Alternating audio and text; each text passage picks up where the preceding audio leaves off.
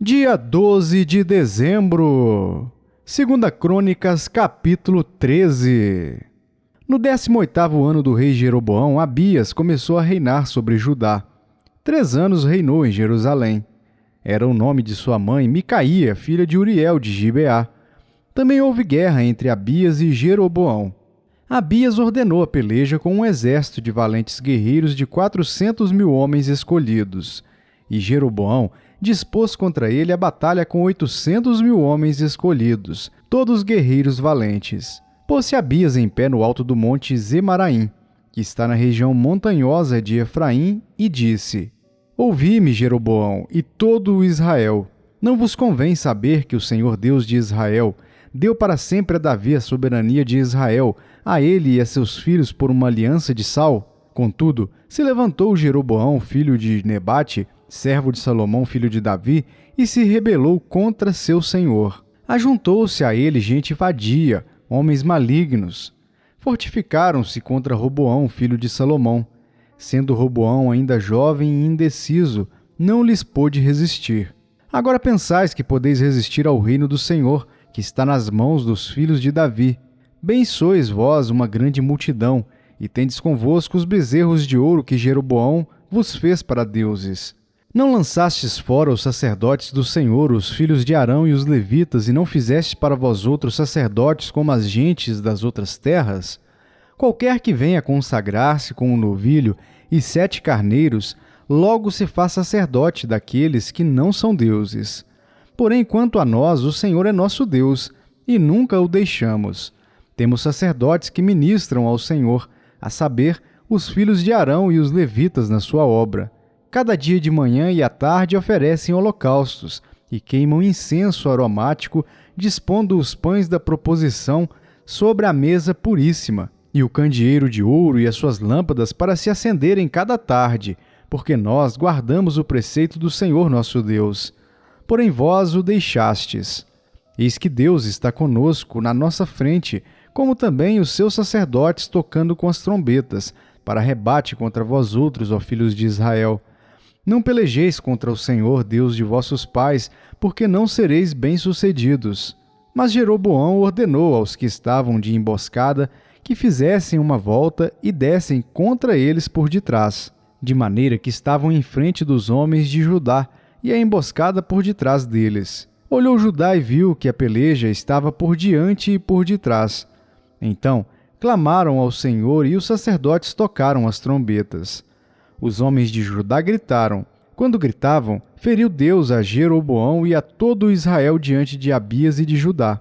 Os filhos de Israel fugiram de diante de Judá, pois Deus os entregara nas suas mãos. De maneira que Abias e o seu povo fizeram grande matança entre eles, porque caíram feridos de Israel 500.000 homens escolhidos. Assim foram humilhados os filhos de Israel naquele tempo. Prevaleceram os filhos de Judá porque confiaram no Senhor Deus de seus pais. Abias perseguiu a Jeroboão e lhe tomou cidades, Betel, Gesana e Efron, com suas respectivas vilas. Jeroboão não restaurou mais o seu poder no tempo de Abias.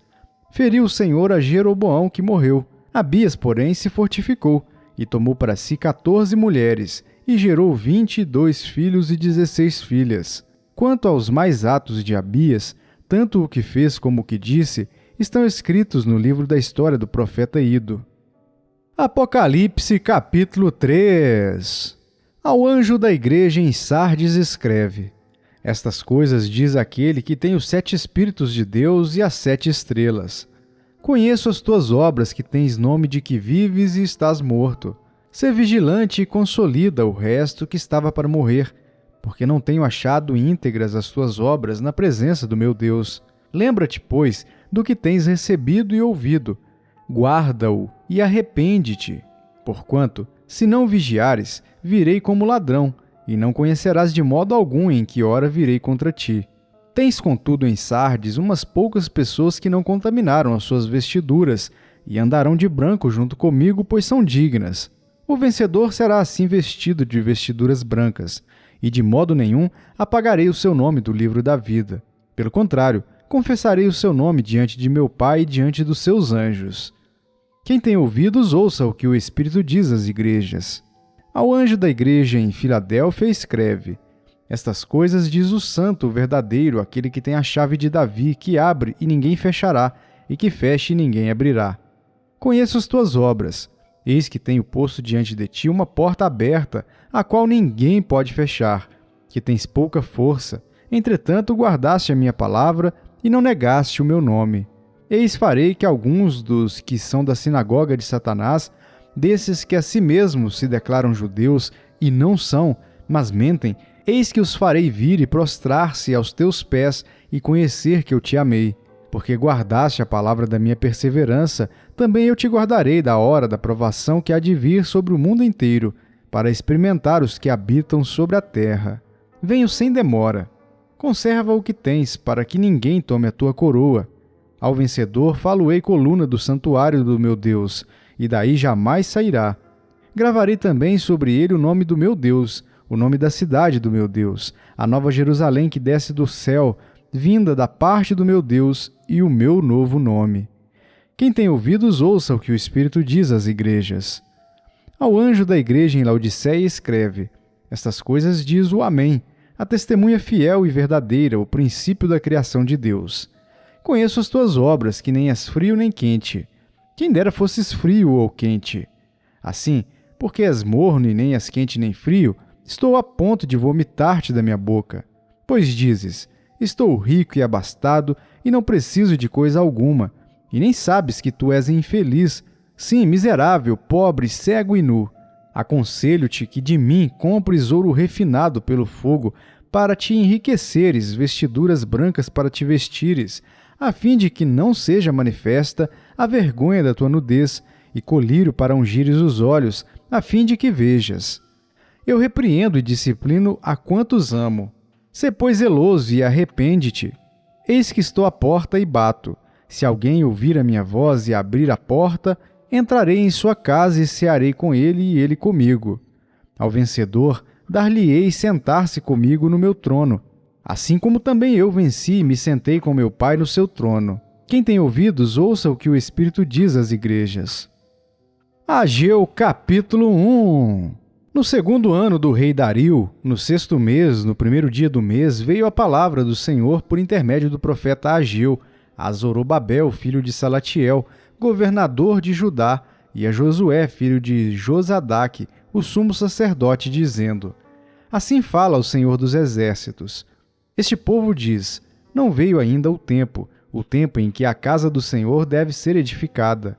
Veio, pois, a palavra do Senhor por intermédio do profeta Ageu, dizendo: Acaso é tempo de habitardes vós em casas apaineladas, enquanto esta casa permanece em ruínas? Ora, pois, assim diz o Senhor dos Exércitos: Considerai o vosso passado. Tendes semeado muito e recolhido pouco. Comeis, mas não chega para fartar-vos. Bebeis, mas não dá para saciar-vos. Vesti-vos, mas ninguém se aquece. E o que recebe salário, recebe-o para pô-lo num saquitel furado. Assim diz o Senhor dos Exércitos: Considerai o vosso passado. Subi ao monte, trazei madeira e edificai a casa. Dela me agradarei e serei glorificado, diz o Senhor. Esperastes o muito, e eis que veio a ser pouco. E esse pouco, quando o trouxestes para casa, eu com um assopro o dissipei. Por quê? Diz o Senhor dos Exércitos: Por causa da minha casa, que permanece em ruínas, ao passo que cada um de vós corre por causa de sua própria casa. Por isso, o céu sobre vós retém o seu orvalho, e a terra os seus frutos. Fiz vir a seca sobre a terra e sobre os montes, sobre o cereal, sobre o vinho, sobre o azeite e sobre o que a terra produz, como também sobre os homens, sobre os animais e sobre todo o trabalho das mãos. Então Zorobabel, filho de Salatiel, e Josué, filho de Josadaque, o sumo sacerdote, e todo o resto do povo atenderam à voz do Senhor seu Deus e às palavras do profeta Ageu, as quais o Senhor seu Deus o tinha mandado dizer. E o povo temeu diante do Senhor. Então Ageu, o enviado do Senhor, falou ao povo, segundo a mensagem do Senhor, dizendo: Eu sou convosco, diz o Senhor. O Senhor despertou o espírito de Zorobabel, filho de Salatiel, governador de Judá, e o espírito de Josué, filho de Josadaque, o sumo sacerdote, e o espírito do resto de todo o povo. Eles vieram e se puseram ao trabalho na casa do Senhor dos Exércitos, seu Deus, ao 24º dia do 6º mês. João capítulo 2. 3 dias depois houve um casamento em Caná da Galileia, achando-se ali a mãe de Jesus. Jesus também foi convidado com seus discípulos para o casamento. Tendo acabado o vinho, a mãe de Jesus lhe disse: "Eles não têm mais vinho." Mas Jesus lhe disse: "Mulher, que tenho eu contigo? Ainda não é chegada a minha hora." Então ela falou aos serventes: "Fazei tudo o que ele vos disser." Estavam ali 6 talhas de pedra que os judeus usavam para as purificações, e cada uma levava 2 ou 3 metretas. Jesus lhes disse: "Enchei de água as talhas." E eles as encheram totalmente. Então lhes determinou: "Tirai agora e levai ao mestre-sala." Eles o fizeram. Tendo o mestre-sala provado a água transformada em vinho, não sabendo de onde viera, se bem que o sabiam os serventes que haviam tirado a água, chamou o noivo e lhe disse: "Todos costumam pôr primeiro o bom vinho, e quando já beberam fartamente, servem o inferior. Tu, porém, guardaste o bom vinho até agora." Com este, deu Jesus princípio a seus sinais em Caná da Galileia. Manifestou a sua glória, e os seus discípulos creram nele.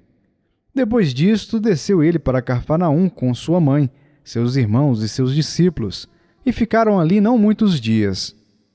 Estando próxima a Páscoa dos judeus, subiu Jesus para Jerusalém, e encontrou no templo os que vendiam bois, ovelhas e pombas, e também os cambistas assentados.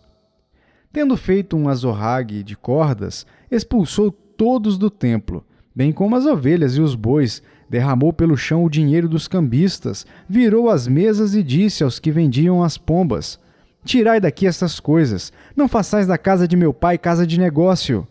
Lembraram-se os seus discípulos de que está escrito: "O zelo da tua casa me consumirá." Perguntaram-lhe, pois, os judeus: "Que sinal nos mostras para fazeres estas coisas?" Jesus lhes respondeu: "Destruí este santuário, e em 3 dias o reconstruirei." Replicaram os judeus: "Em 46 anos foi edificado este santuário, e tu em 3 dias o levantarás?" Ele, porém, se referia ao santuário do seu corpo. Quando, pois, Jesus ressuscitou dentre os mortos, lembraram-se os seus discípulos de que ele dissera isto, e creram na Escritura e na palavra de Jesus. Estando ele em Jerusalém durante a festa da Páscoa, muitos, vendo os sinais que ele fazia, creram no seu nome. Mas o próprio Jesus não se confiava a eles, porque os conhecia a todos, e não precisava de que alguém lhe desse testemunho a respeito do homem, porque ele mesmo sabia o que era a natureza humana.